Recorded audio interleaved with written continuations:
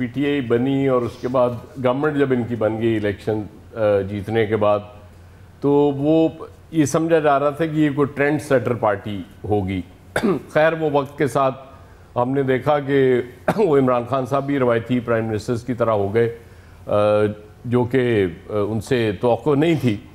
अब उनके जो अरकान हैं वो भी ट्रेंड सेट कर रहे हैं मुख्तलिफ। शुरू में वो मीडिया टॉक होती थी, वो एक हमने फवाद चौधरी साहब की दौड़ भी देखी, वो बहुत अर्ली स्टेज पे। उसके बाद फिर कोई इंटरव्यूज़ होना शुरू हुए, इंटरव्यूज़ देने शुरू किए उन्होंने। अब आज देखे ना, हमारा दोस्त है फर्रुख हबीब, उसने बड़ा काम डाला है। वो सीधा उसने इस्तेकाम ले लिया आते ही, सही कि वो क्या कहते हैं IPP, इस्तेकाम पाकिस्तान पार्टी में डायरेक्ट वो लैंड किया उन्होंने। और वो एक तवील उन्होंने गुफ्तगू भी की। ज़ाहिर है वो चूँकि पॉलिटिकल वर्कर जो होता है ना, वो उसके पास बहुत कुछ होता है, सही या गलत की बहस में मैं नहीं पढ़ता कहने के लिए, और वो कह भी जाता है बहुत सी चीज़ें। खैर फर्रुख हबीब साहब की वो तवील गुफ्तगू हमने सुन भी ली, और उन्होंने ये बता भी दिया कि मेरे पास दो ही रास्ते थे, या हज़रत आदम का रास्ता इख्तियार करता या शैतान का। चलें, उनको मुबारक हो कि उन्होंने हज़रत आदम का रास्ता इख्तियार किया। ये चीज़ें कुछ दुआ एक ख़ास स्टेज पे जाके ना ऑब्वियस हो जाती हैं, मतलब उसमें हैरत नहीं होती। अब मेरे ख्याल वो चलें PTI में तो नहीं है शेख रशीद साहब, लेकिन वो भी उसी तरह से मुकदमा लड़ते रहे इमरान खान साहब का, जिस तरह से फर्रुख हबीब और बाकी लड़ रहे थे। तो अब एक तो वो रह गए हैं कि वो कब आते हैं और कौन सी पार्टी ज्वाइन करते हैं या कोई इंटरव्यू देते हैं। इंटरव्यू तो वैसे वो एक मुद्दत से, आपको पता है ना, उनको आदत पड़ गई भी सोलो इंटरव्यू देने की, क्योंकि अपनी पार्टी के सरबराह हैं।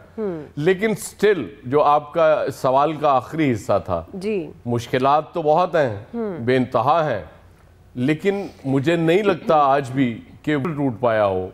लीडर्स बेशक टूट जाएं, वोटर कहीं ना कहीं वहीं खड़ा है।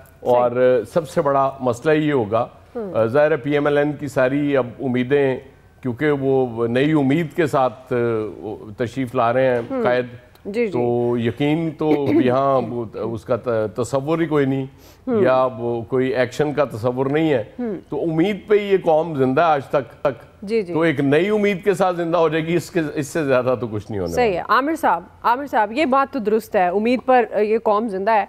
लेकिन अगर हम आते हैं फर्रुख हबीब की वो जो उन्होंने बातचीत की इस्तेकाम पाकिस्तान पार्टी को ज्वाइन करते हुए, वो कहते हैं कि भाई बड़े अच्छे लोग थे, हमें उनको छोड़कर उस्मान बुज़दार, फराह गोगी और इन लोगों को डिफेंड करना पड़ता था, और ख़ास तौर पर उनका जो उन्होंने एम्फसाइज़ किया उस्मान बुज़दार पे। ये बात तो वैसे दुरुस्त है, बड़े बड़े नाम थे पाकिस्तान तहरीक इंसाफ के अंदर, बड़े बड़े दिमाग थे जो मुस्तहिक थे CM बनने के। लेकिन आमिर साहब, अगली बारी किसकी हो सकती है? और वही बुनियादी सवाल, ये ज़मीर की आवाज़ है या सियासी नज़रिया ज़रूरत? आपको क्या लगता है आइंदा आने वाले इंतखाबात में कहाँ स्टैंड करेगी फिर पाकिस्तान तहरीक इंसाफ बतौर सियासी जमात? पहले तो मैं अयाज साहब के साथ इज़हार अफसोस करना चाहूँगा, इनके बड़े अच्छे दोस्त, उन्होंने आदम का रास्ता क्यों इख्तियार किया, उन्हें तो शैतान का रास्ता चाहिए था और वो चले गए। जाहिर है कि एक सियासी जमात हो ना अगर, तो पतझड़ की जब आमद होती है तो उस तरह खिदा में बिखरते नहीं हैं सियासी लोग, और लोग इस्तेकाम के साथ रहते हैं और इस्तेकाम पार्टी में नहीं जाया करते। वो जिन बातों पे अकड़ा करते हैं उसी पे रहा करते हैं, चाहे 2 साल की कैद हो, भागना छुपना लपकना झपकना, ये शाहीन थे सारे के सारे। लेकिन चूंकि वो अयाज साहब ने कहा दिमाग, या आपका सवाल था, वो आला दिमाग जो था, जो आजकल नेक्स्ट स्टॉप अडियाला में है, ये आप और हम अगर सारी गुफ्तगू करें तो जिम्मेदार तो कप्तान ही होता है, चाहे हार का हो चाहे वो जीत का हो। सही बात। अगर वर्ल्ड कप 92 इनका क्रेडिट है, तो आज पाकिस्तान पे स्टेट पे हमला करना भी इमरान खान साहब का क्रेडिट है। फैसला इनका है, साथ कौन कौन थे, कौन वादा माफ गवाह बनेगा, कौन कब क्या करेगा। शेख रशीद अगर कहें ओरिजिनली तो वो इमरान खान के साथ, इमरान खान से ज्यादा थे।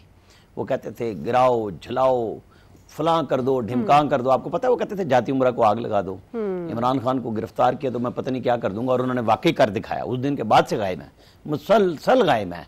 ये जो अब कहानियां है ना कि जी आ जाते हैं, फलाना है, ले गए हैं, रिटें करते हैं, भाई फिर रोना कहता था, जब जेवर आपका है तो फिर छुपते क्यों फिरते थे? चाहे वो कोई वर्कर है, जिसका ये दावा और नारा था ना, तो उसको नहीं भागना चाहिए था, उसे खड़े होकर गिरफ्तारी देनी चाहिए थी सामने आके। वो कहते हैं ना, हमें घड़ियों के तहफ़्फ़ुज़ पे लगा दिया और खुद घड़ियां चोरी करते रहे। अब ये तो इल्जामात वो लोग बता रहे हैं ना जिन्होंने तहरीक इंसाफ बनाई ओरिजिनली। फारूक हबीब मतलब वो सियासी वर्कर है जो उन्होंने अपनी बिपता भी सुनाई कि मेरे पास आज भी किराए का घर है। वो हमारा निगरान वज़ीर आज़म भी 24,000 किराए पे कोयटा में आज भी रहते हैं। मतलब हमारे पास सारी देखे ना मिडिल क्लास की आदत है। और बड़ा अच्छा काम हो रहा है कि इस मुल्क में कोई फैसले होने जा रहे हैं, क्या हो रहा है, कोई चील कव्वे हैं, शाहीन है, क्या चीजें हैं, ये सियासत है। मतलब सियासी वर्करों को इन्होंने शर्मिंदा किया है। वो देखे ना, फवाद चौधरी गाड़ी से निकल के भाग पड़े, दौड़ पड़े। ये खान साहब की टीम थी, इनके ऊपर वो सबको कहते थे कि मार दो, गमा दो, बस मैं अकेला और तुम सारे। अब वो अकेले वहां हैं, साथ शाह महमूद कुरैशी साहब हैं, पता नहीं मिलते हैं या पेशी पे मिलते हैं। कल तो फर्द जुर्म, अब तो कोई रह नहीं गई बात कि फर्द जुर्म आयद होने जा रही है। वो लतीफ़ खोसा साहब ने तो आज पुरलुत्फ अंदाज में बाकायदा दलाइल दिए हैं, जहां खान साहब की वापसी का रास्ते कोई नहीं छोड़ा है। क्योंकि वो तकरीरें करते हैं, वो दलाइल नहीं देते, वो नुकात नहीं कानून के बयान करते। इन्होंने यही सोचे थे, एक ने कहा जी मैं तो बड़ा थकावट का हूँ, शिकार एतजाद हसन साहब, मैं कैसे मुकदमा लड़ सकता हूँ, मुझे तो डॉक्टरों ने टेंशन लेने से मना किया। उसको टेंशन में रख के ये दो पहलवान लगे थे खान साहब के साथ। मेरा ख्याल है अफसोसनाक बात है कि ये मतलब अब इल्जाम हमारी फौज पे डाल दें, एस्टेब्लिशमेंट पे डाल दें, पीडीएम पे डाल दें। भाई सबसे पहले आप अपना बताओ, क्यों ऐसे काम किए कि छुपते फिरे हो? क्या ऐसा काम था? सियासत की थी ना, मुखालफत करते तो डट के करते, छुपना नहीं चाहिए था। जवाज मत तराशें, आप बताएं। अब ये सारी गवाहियां हैं और खान साहब उनकी फैमिली लिमिटेड हुकूमत के खिलाफ आ रही हैं। फराग होगी हो, उनकी बेगम साहिबा हो, हर बंदा खड़ा होकर कहता है जी ये मुझसे ऑर्डर कराती थी, ये कहती थी। एक खातून की लाहौर की, वो किसी ने प्रेस कॉन्फ्रेंस शेयर की है कि उसको जेल के अंदर उसके साथ जो सलूक हुआ, उसने जब बेगम साहिबा का नाम लिया तो वहां पे मतलब अजीबो गरीब काम होते रहे इस मुल्क में। जी जी फैसल साहब, अब जो लोग बता रहे हैं और बड़े करीबी लोग चेयरमैन तहरीक इंसाफ के, जिस तरह से सोशल मीडिया पे भी आपने देखा होगा, रूहानी तस्करे भी बहुत ज़्यादा हैं और कैसे हिप्नोटाइज करते थे। अब पता नहीं क्या सच है क्या झूठ है, बहरहाल ये सुनी सुनाई बातें हैं, ज़ाहिर है किसी की हैं, हमने तो उस पर तहकीक उस तरह से नहीं की। तो फैसल साहब, आपको क्या लगता है ये सारे मतलब कल तक तो साथ थे, डिफेंड भी कर रहे हैं, यही वही लोग हैं जो उस्मान डार साहब भी अगर हों, सदाकत अब्बासी हो गए, फ़ारूक हबीब, अब अगली बारी किसकी है ये भी ज़ाहिर है आपसे सवाल है। ये वो सारे लोग हैं जो बड़े उससे कॉन्फिडेंट थे और बड़ा डिफेंड कर रहे थे कि जी हक सच की बात है, नज़रिया है और ये वो। अब वो कहाँ गया नज़रिया? इसका मतलब है जब तक वो नज़रिए से फाइट कर सकते थे मेंटली की, और उसके बाद जब नहीं कर सके तो आकर उन्होंने मीडिया से बात कर ली। तो आपने रूहानी लोगों का जिक्र किया तो फारूक हबीब को भी कुछ रूहानी लोगों ने मशवरा दिया। फारूक हबीब ने भी कहा है रूहानी दोस्तों से मशवरा करके जो है ना मैंने फैसला किया। ऑडियो लेवल जरा बढ़ा दें। जी जी, यहाँ हुकूमत कोई रूहानी लोगों से मशवरा चला रहा था कोई। सर आप जो समझ रहे सारा काम, सारे मामला जो है ना वो रूहानी लोगों के हाथ में। अब जी जी, अब जी जो आप जो बात कह रही है ना कौन जा सकता है, तो जो भी रूहानी आदमी से मशवरा कर